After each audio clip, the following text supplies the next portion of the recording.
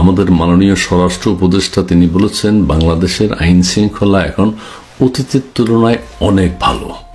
আরেকটা সুসংবাদ হচ্ছে, আপনারা সবাই জানেন বাংলাদেশে $29 মিলিয়ন রেমিটেন্স এসছে। আরেকটা বিষয় হচ্ছে আমাদের ওয়াকার ইউনুস যেভাবে এখন রাষ্ট্র পরিচালনা করছেন এটা নাকি পৃথিবীর ইতিহাসে বিরল। কাজেই এই তিনটা বিষয় আমার মাথায় ঢুকে না, এগুলোর ব্যাখ্যা কি হইব। তো আমি কাশেম চাচার শরণাপন্ন হইলাম। কাশেম চাচারে জিগাইলাম, আচ্ছা চাচা, এই যে আমাদের মাননীয় স্বরাষ্ট্র উপদেষ্টা গভীর রাতে এত কষ্ট স্বীকার করে নিজের আরামকে হারাম করে তিনি দেশের মানুষের কথা ভেবে প্রেস কনফারেন্স করেছেন রাত 3টায়, বিষয়টারে তুমি কিভাবে দেখো? চাচা কইল যে হ্যাঁ, এটা একটা ঘটনারে বাতিজা, 3টার সময় এটা একটা সারা পৃথিবীতে আলোচিত, কারণ বিশ্বের কোথাও আর এই ধরনের ঘটনা ঘটে নাই। তিনি তো যাইছেন ওই যে দেশবাসী ব্যাকের হাতে জায়গায় রাখছিল, কারণ স্বরাষ্ট্র উপদেষ্টা কি কয় কোন দেশের সাথে আমাদের যুদ্ধ লাগবো, কারণ নাইলে রাত 3টার সময় প্রেস কনফারেন্স করার কথা না। দেশবাসী ব্যাগ আতঙ্কে জিনিসপত্র গুছাইয়া জায়গা ছিল যে কি ঘোষণা আসে। তারপর আমি চাচারা জিজ্ঞেস করলাম, চাচা কি ঘোষণা আসছিল? চাচা কইল যে ছেলে মেয়েরা ওনার পদত্যাগ চাইছে, যুদ্ধ না হইলে অন্তত উনি পদত্যাগ করবেন দেশের মানুষ ভাবছিল। পরে ব্যাগে হতাশ হয়ে গেছে, উনি পদত্যাগও করে নাই, কোনো দেশের সাথে যুদ্ধও নাই, না আমেরিকা না ইন্ডিয়া না পাকিস্তান। উনি কি হইল, আওয়ামী লীগের বিরুদ্ধে যুদ্ধ ঘোষণা করছে। আমি কইলাম, চাচা আওয়ামী লীগের বিরুদ্ধে যুদ্ধ, আচ্ছা ঠিক আছে, তো এই রাত 3টার সময় উনি প্রেস কনফারেন্স করলে কি কারণে করছে?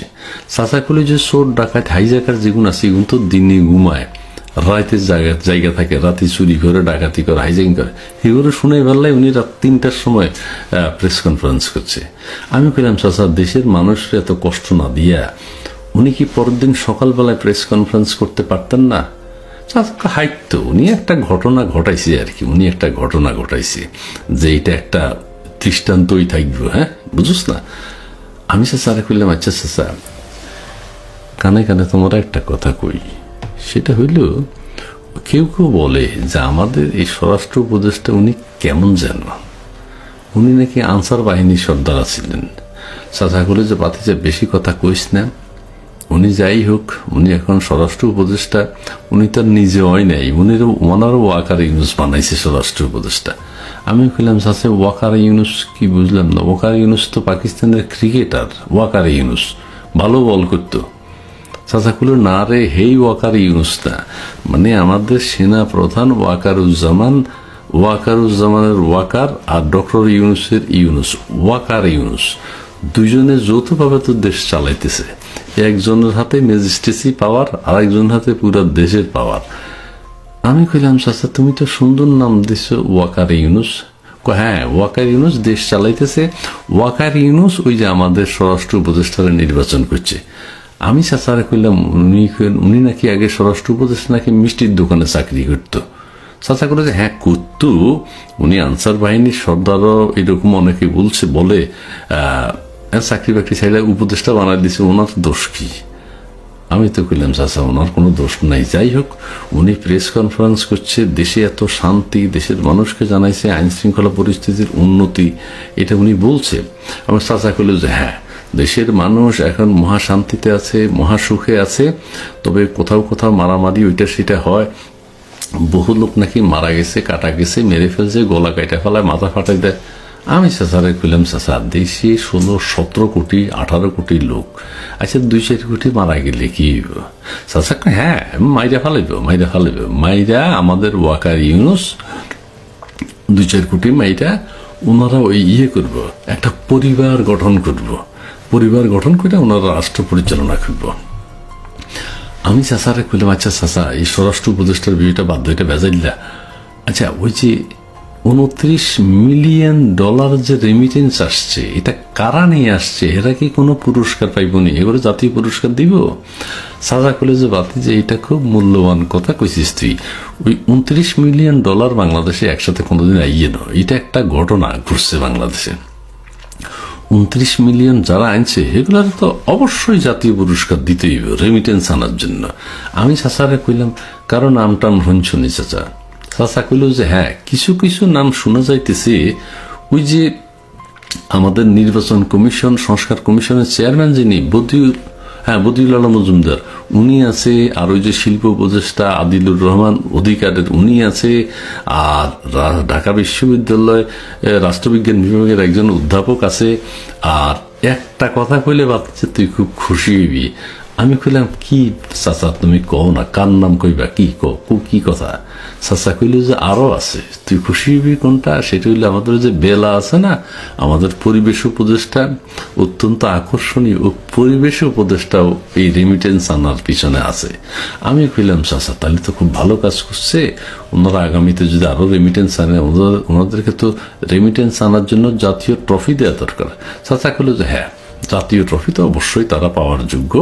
এখন রাষ্ট্র না, দেশের জনগণ চিন্তা করব ওনাদেরকে জাতীয় ট্রফি দেওয়া যায় কিনা। আমি চাচাকে বললাম, চাচা এই চমৎকার উদ্যোগ বদিউল আলম মজুমদার, আদিলুর রহমান, বেলা, আমাদের সৈয়দ রিজওয়ান হাসান, ঢাকা ইউনিভার্সিটির প্রফেসর, ওনারা তো অনেক টাকা আনছে।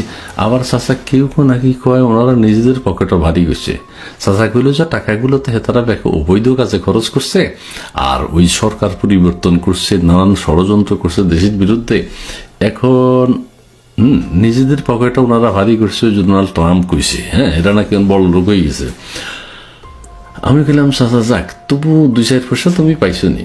চাচা গেল দূর বাতি যা, কি কস এই ডলার মালার দিয়ে আমি কি করব?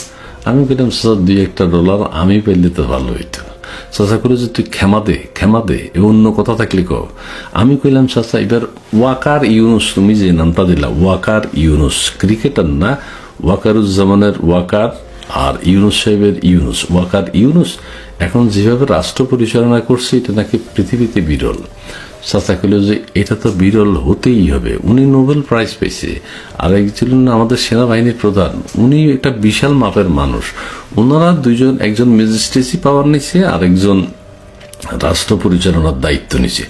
আর আমাদের প্রধান উপদেষ্টা যিনি আছেন উনি চোখে কিছু দেখেন না, কিছু শুনেন না, উনি তরুণদেরকে উজ্জীবিত করেন। তরুণদেরকে উজ্জীবিত করতে করতে উনি হয়রান হয়ে গেছেন এবং উনি তরুণদেরকে নিয়েই আছেন, উনি নিজেই তরুণ হয়ে গেছেন এখন।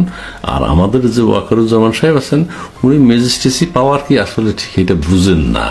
উনি ওই চোর ডাকায় হাইজাকার এগুলো নাকি এখন আর চোখে দেখেন না। ওই সেনাবাহিনীর লোকেরা শুধু ওই আওয়ামী লীগের লোকজনদের দেখে, ওরা যে গ্লাস পরে ওইটা দিয়ে শুধু আওয়ামী লীগের লোক দেখা যায়। চোর ডাকাত হাইজাকার, কোপাকুপি, মারামারি, কাটাকাটি এগুলো ওনারা দেখেন না। আমি বললাম চাচা তো না দেখলে তো বিপদ। চাচা বলে বিপদ হইলে বিপদ, কিছু করার নাই। আমি কইলাম চাচা ওই যে আমাদের যে প্রধান উপদেষ্টার একজন প্রেস সচিব আছেন, ওনারা তোমার কাছে কেমন মনে হয়? শফিকুল আলম। চাচা কইল যে চমৎকার মানুষ। উনি বলেছেন যে কইছেন ওই যে দেশের মিডিয়া এখন নাকি স্বাধীনতার পরে এত স্বাধীনতা তারা আর পায়নি, মানে 71-এর পরে মিডিয়া এত স্বাধীন আর কখনো হয়নি। উনি যখনই সরকারের কাজকর্মের জন্য নাম্বার দেন, উনি 100-র মধ্যে 200 নাম্বার দিয়ে দেন।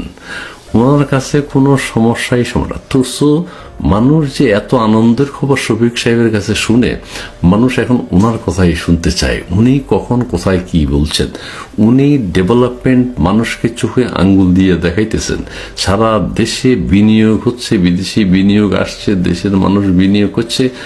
এগুলা শফিক সাহেব যখনই ক্যামেরার সামনে আসেন তখন মানুষ মুগ্ধ হইয়া নাকি এসব কথা শুনে।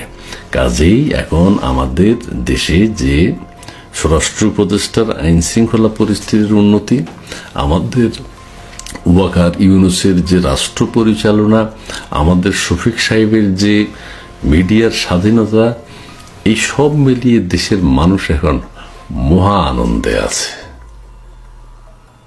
আমি কাসম চাচারে কইলাম চাচা তোমার অনেক ধন্যবাদ। চাচা কইলে ভাতিজা তোরেও ধন্যবাদ, আপনাদেরকেও ধন্যবাদ।